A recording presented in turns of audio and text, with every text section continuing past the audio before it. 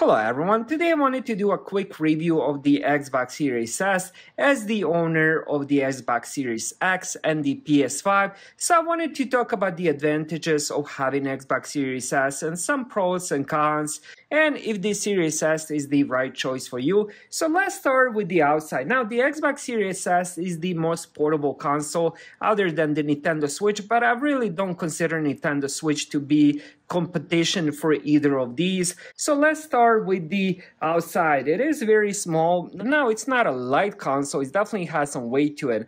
On the front there's USB Type A. Now what I end up using this is for the cable that charges my Xbox battery pack. You can also end up getting different attachments for the battery packs as well. And then here we have the Bluetooth sync button for the controller. Here we have the power button, so you can turn it on with the controller power button or here. And then on top we do have the vent. Now that we're here, let's talk about the ventilation, because I feel like it's really important. Now there's going to be a lot of heat coming out of here. This gets extremely hot. Now that's a good thing, because any good gaming PC does have good fan and it does get hot. Now the question is, does it ever turn off to the heat?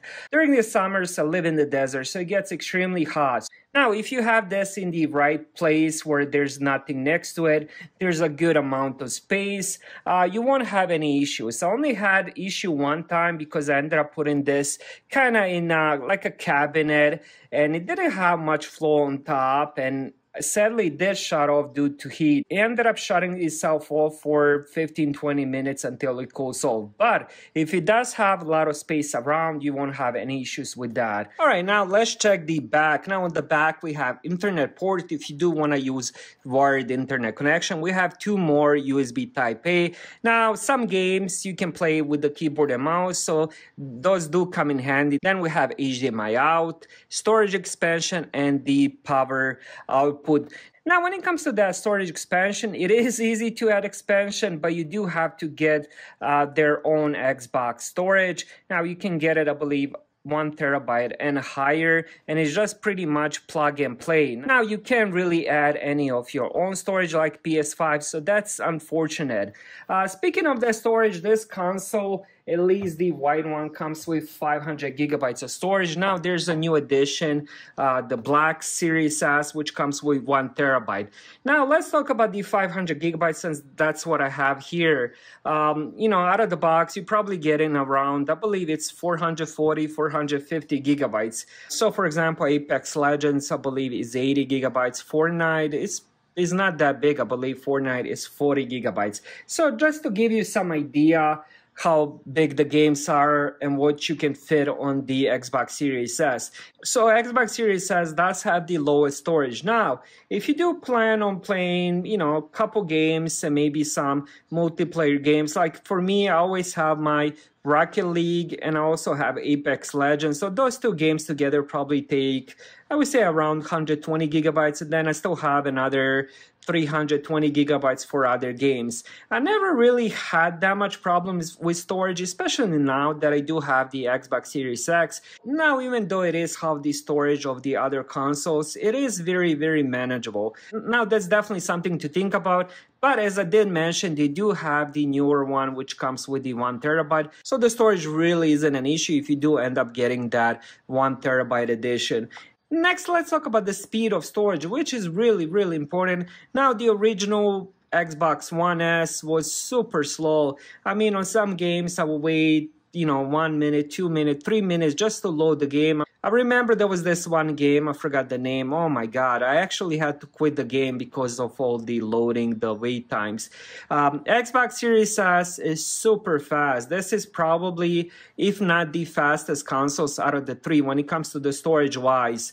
Now let's talk about those graphics. This one will play 1440p natively, and it will upscale up to 4K. Now, as I mentioned, Rocket League, Apex Legends does upscale to 4K. I do have the 4K monitor, as you guys can see, Samsung one, and I never really have any issues. Now for me, 1080p is pretty good since I am playing on 32-inch monitor. Now, if I was playing on 65, 70-inch TV, then yeah, there will be a bit of a difference between the 1440, 1080, and 4K. But if you do plan on playing on something on 55-inch or lower, then you're fine. You're not going to notice that much difference between those resolutions and between the graphics.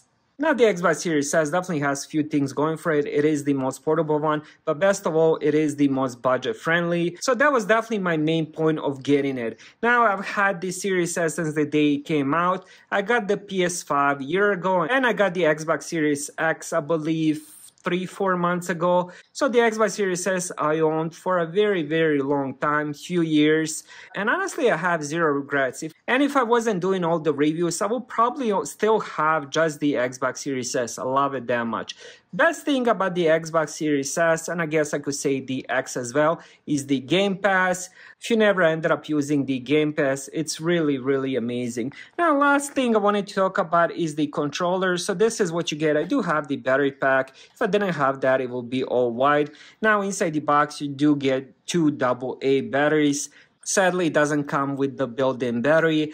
I've been complaining about it for a very long time, but it is what it is. I did end up getting the battery pack on the side. Controller is pretty simple. It does have 3.5mm headset. It also has USB-C here if you do want to end up using a wired.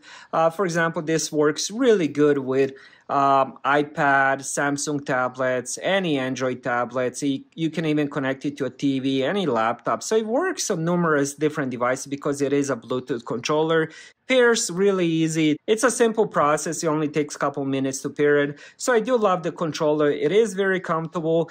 PS5 controller definitely has a lot more features, but for some reason, maybe because I'm used to it, it just fits inside the hand really nicely. So as an owner of the Xbox Series X and the PS5, the Series S console is really amazing. If you're a casual gamer with the 4K monitor with 60Hz refresh rate or the TV, if you don't have 8K TV, 4K TV with 120Hz, Xbox Series S is a really good choice. Now, one thing I would recommend, maybe going with the 1TB edition. It will definitely come in handy in the future once you have a lot of games on your system. But if you don't plan on having a lot of games, if you just plan on playing a couple multiplayer games, then the Xbox Series S with the 500GB is plenty. That was my review as the PS5 and the Xbox Series X owner. Thank you guys for watching. Have a great day.